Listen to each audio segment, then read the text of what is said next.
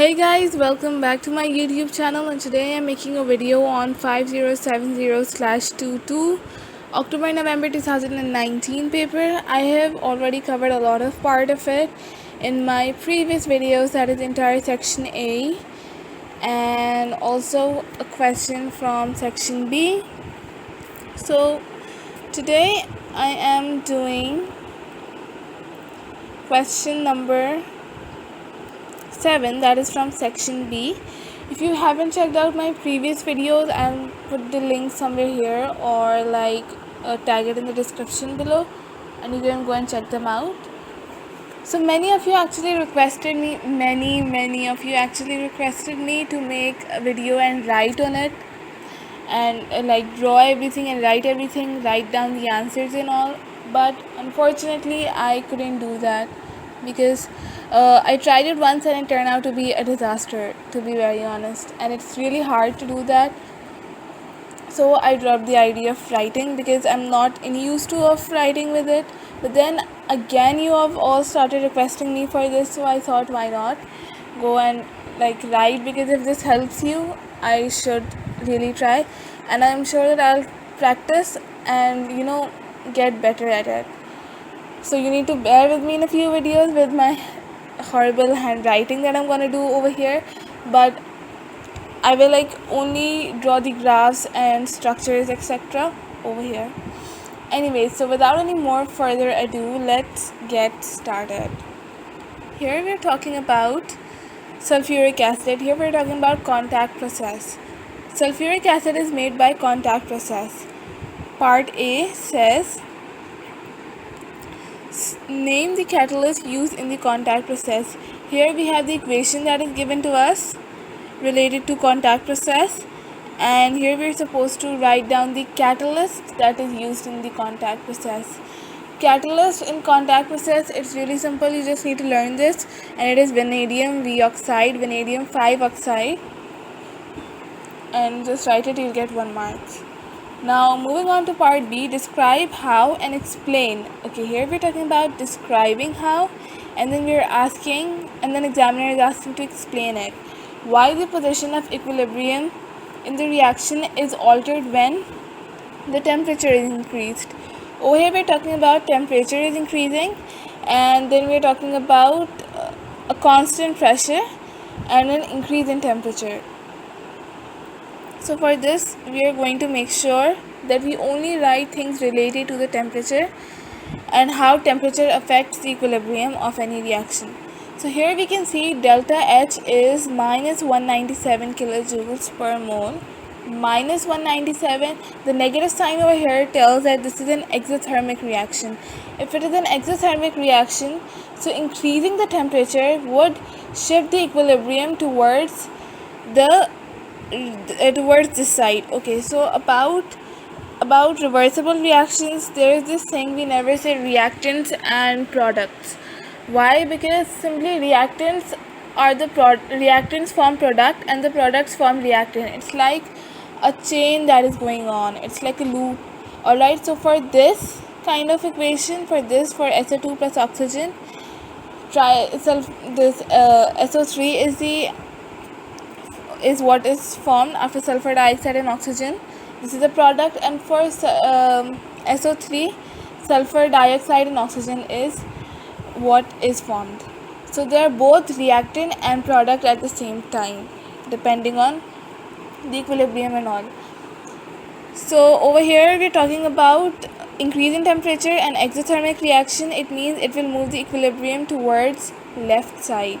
Alright, and why will it move? Because here we told how it will move towards left side, and we're going to explain now that it is because the reaction is exothermic, and that's all you got to do, and it will be towards the side. That means more sulfur dioxide and oxygen will be formed.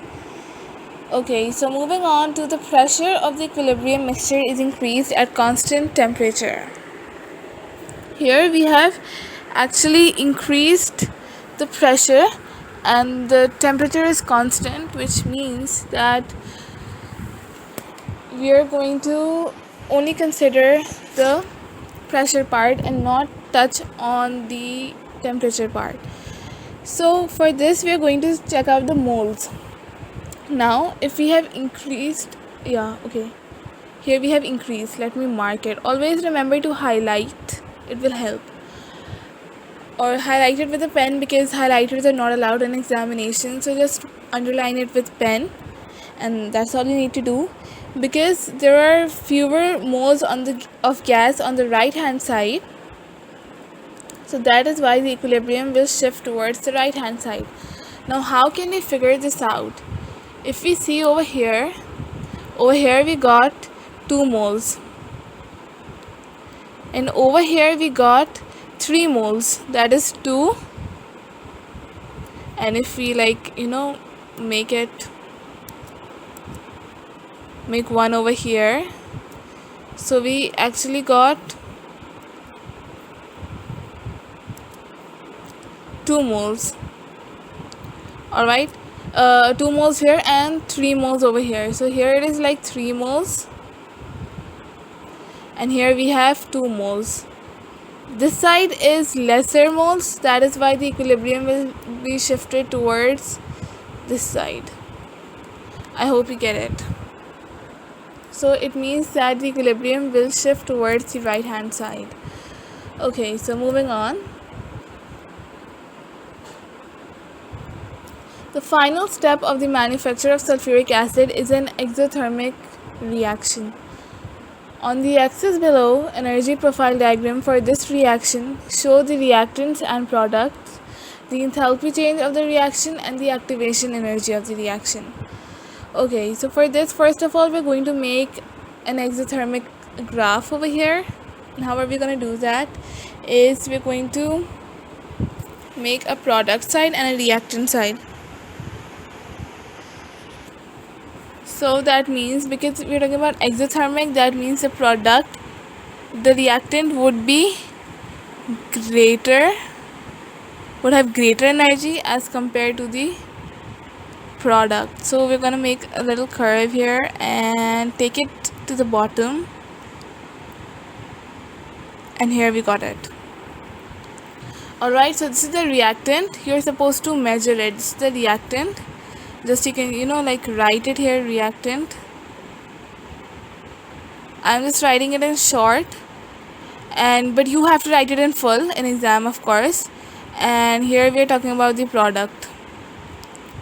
I try to make videos as short as possible so that you can get as much as you can in that little time, and then I make a lot of parts of it so that it's kind of convenient for you all to study and remember what you've studied, keep a track of the videos. So that is why I do not waste time in all of this, and get it as much as possible. Okay, so this is the exothermic graph for it. Now here we are done with this. We have shown the reactants and product. Now we're supposed to show the enthalpy change of the reaction. So the enthalpy change would be an arrow that is downwards. Always remember that enthalpy change would be from reactant to the product. That means it would be like, oh my god, wait. Okay, 1 second. Give me another try. Okay, it's gonna be like, just take it down to the product. Alright, and this is basically delta H.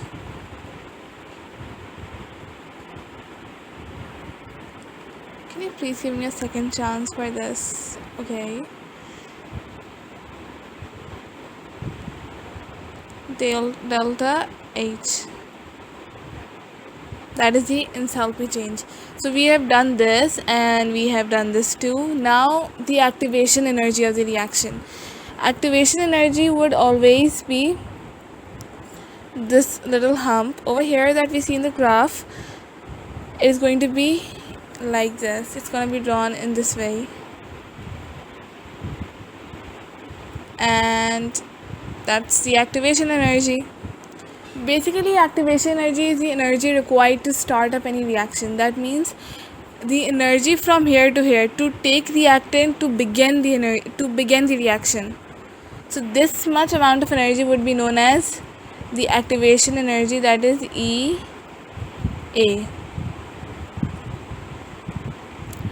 Alright, and this is how we're gonna do it. So we're done with this as well. This was about this question. Here we showed an exothermic graph and we showed delta H, and it's basically a negative delta H. You can mention this here, a minus delta H. Alright, and we have shown the activation energy too. Great. Now moving on. Okay, wait, I'm really sorry for this. Okay, so part D says air is a raw material used in the manufacture of sulfuric acid. Name one other raw material that is used in the manufacture of sulfuric acid. There are a lot of raw materials, and from them you can write any of them. For example, you can write water. Water is used as a raw material, or you can write sulfur. Sulfur is also used as a raw material. Now state one major use of sulfuric acid. Sulfuric acid have a range of uses. There are a lot of uses, and I'm sure you all must have learned it in your schools, that it is used for making fertilizers, and it is used as in battery as acids. So you can write that and you'll get 1 mark. So this was a really easy question, and you can easily gain 10 marks in this. That is it for this video. I hope you found it fruitful. If you have any confusion or problems, make sure to mention it in the comment box down below. Also, don't forget to leave a thumbs up and subscribe and ring the bell icon. Keep working hard and best of luck for your exams.